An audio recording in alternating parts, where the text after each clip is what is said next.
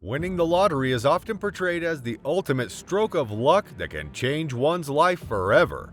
For many of us, the mere thought of winning a life-changing sum of money is enough to send our minds racing with endless possibilities. But what if I told you that sometimes even a jackpot win can be a complete lie? This is the true story of a man known by two names, Howard Walmsley and John Eric Wells. He was an ordinary middle-aged painter and decorator from Doncaster, South Yorkshire. He was married to Kathy Wormsley and both lived in modest council housing. He had been struggling financially for years. He found himself in a desperate situation when he concocted his elaborate scheme to fake a lottery win. With mounting debts and a failing business, he was facing the possibility of losing everything. His relationship with his wife, Kathy, was also on the rocks, and he believed that a big win could help save their marriage. However, when he made a plan to fake an £8.4 million lottery jackpot by taking loans, he saw a chance to change his fortunes. That money not only gave him a sense of financial security, but it also gave him the confidence to start living a life of luxury. He told everyone in the community that he had won the lottery. His marriage was revived, then the couple went on extravagant holidays to exotic locations, stayed in lavish hotels, and dined in the finest restaurants. He bought himself not one, but two Jaguars and a Daimler worth £125,000, and put down an offer on a stunning £300,000 luxury farmhouse, complete with an antique pool table and an indoor swimming pool. But as the months went by, Kathy started to become suspicious of Howard's sudden wealth. She contacted Camelot, who sent her a list of all the jackpot winners for that year. After weeks of questioning, Howard finally revealed that he was the anonymous lottery player who had won £8.4 million. To prove it, he wrote out a check to himself, paid it into his account, and even got a statement showing that he had that much money before the check bounced.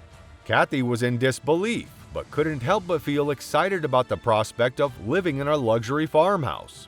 She began packing up their belongings and getting ready for the move. But little did she know that this would be the start of a downfall that would change their lives forever. Walmsley also began temporary relationships with two women. He charmed the women, borrowed money from them, and even spoke with one of them about buying a home together. Ultimately, he took these women's money and never paid them back. But in 1999, one day, there was a loud banging on the door as he and his wife were greeted by 6 detectives. They say they had a warrant for his previous failed business. He initially tried to keep up the lie with the police also. He told them about the £8.4 million jackpot before finally admitting he had made up the story about the win. Walmsley confessed to 12 offenses of deception and 1 of false accounting and got arrested for 3 years. More than 20 years after his infamous fake lottery win, 3 women have come forward with accusations against Wells, another name of Howard. Hazel Wilkins, a 70-year-old grandmother from West Sussex, claims that he tricked her out of her £63,000 life savings by pretending to be a millionaire. He even promised to buy houses for her 2 daughters before backing out at the last minute, leaving one of them homeless after giving birth. Miss Wilkins also claims that Wells convinced her to quit her job and manage a restaurant he owned in Guernsey before disappearing hours after her daughter's wedding day in 2017. Since then, she has passed back $17,000 in loans he took out in her name, which has cut her pension in half. What's even more shocking is that Miss Wilkins has since been in touch with another woman who claims that he carried out an identical scam on her. According to Miss Wilkins, he was stealing from her to take other women on cruises and stay in penthouse suites in top hotels. Then, the police had launched a manhunt for Howard Walmsley, who was again wanted for being in connection with 3 high-value romance frauds.